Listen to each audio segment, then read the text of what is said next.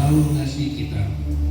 Dan khususnya pagi hari ini saya mengucapkan terima kasih kepada Bapak dan Ibu Gembala yang telah memberi kesempatan kepada saya untuk menyampaikan sebagian dari rahasia firman Tuhan.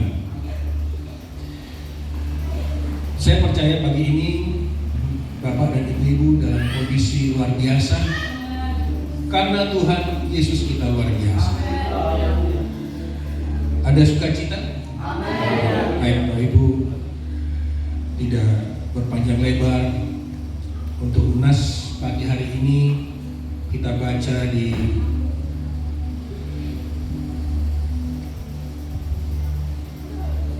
Matius 15 ayat 22. Baik itu menghormati firman Tuhan, mari kita bersama-sama berdiri, kita baca dalam hitungan yang ketiga.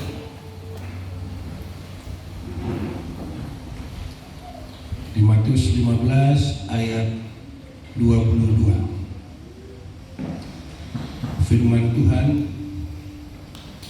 maka datanglah seorang perempuan Kanaan dari daerah itu dan berseru, kasihanlah aku ya Tuhan, anak Daud, karena anakku perempuan kerasukan setan dan sangat menderita. Amin. Silakan duduk Pak Ibu yang dikasihi Tuhan.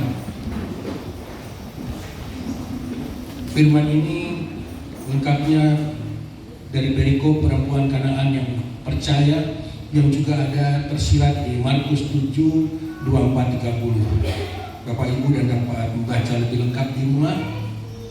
Ini adalah satu kisah yang luar biasa, mempunyai makna yang luar biasa. Sudah hampir sekian waktu kisah ini saya pelajari dari seorang wanita, seorang tokoh wanita.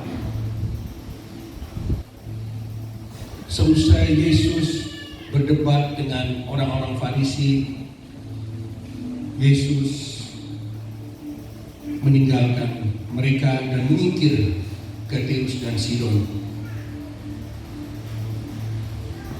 Sidon dan Tirus itu 80 km jauhnya dari Yerusalem. Daerah itu juga dikenal sebagai sebuah kerajaan kecil dari Yunani yang disebut sebagai Syro-Fenisia. Jadi kerajaan ini adalah kerajaan yang masih menganut berhala. Banyak baal-baal dewa Yunani, sekalipun budaya mereka lebih tinggi dari Yahudi.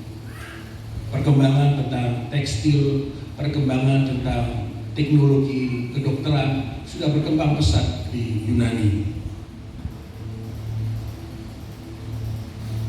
Ketika Yesus dan rombongan memasuki wilayah itu, tiba-tiba datanglah seorang wanita sambil berteriak-teriak untuk minta tolong karena anak perempuannya dirasuki setan. Yesus berhenti. Yesus perhatikan Pak Ibu? Tidak. Yesus tidak memperhatikan wanita ini. Yesus tetap berjalan, dan wanita ini juga tidak diam, terus berteriak. Bahkan murid-muridnya pun melapor pada Yesus, usir wanita ini karena menganggap wanita ini seperti orang gila.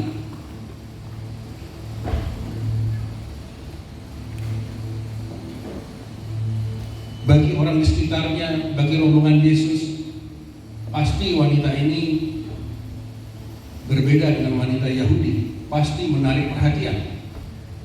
Karena wanita Syro-Fenisia Yunani itu posturnya lebih tinggi daripada wanita Yahudi, dia lebih ke arah Eropa. Badannya juga lebih putih dan tentu pakaiannya seperti 11-12 dengan Romawi, Pak.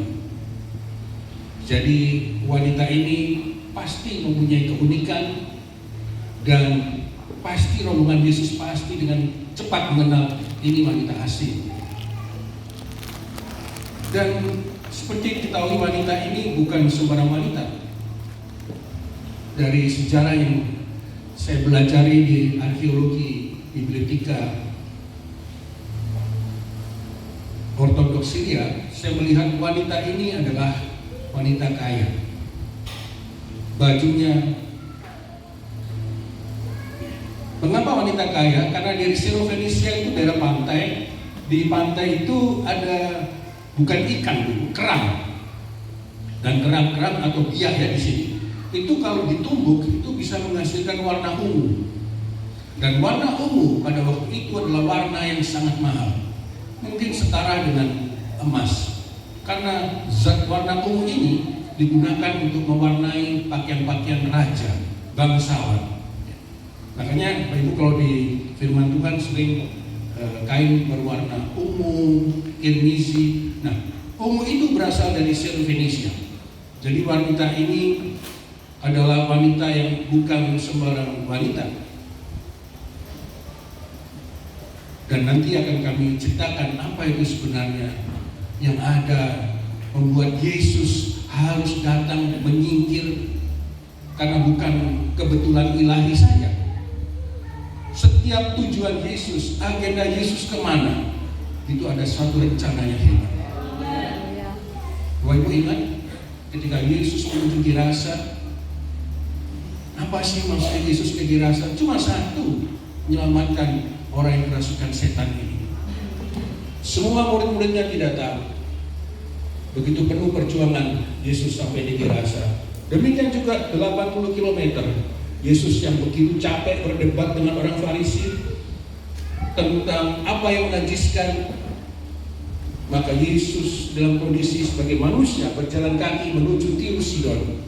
Cuma karena wanita ini.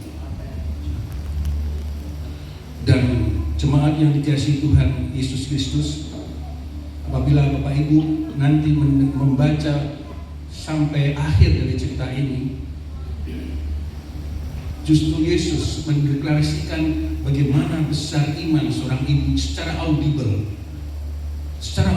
dan didengar orang banyak.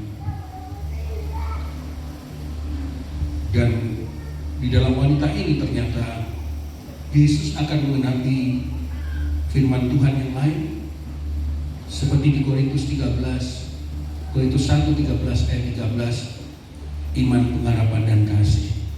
Disinilah Yesus ingin membentuk itu dalam sebuah peristiwa yang unik yang bagi orang lain tidak kita dengar. Ada rencana Tuhan untuk menggenapi paket lengkap ini, iman, pengharapan dan kasih.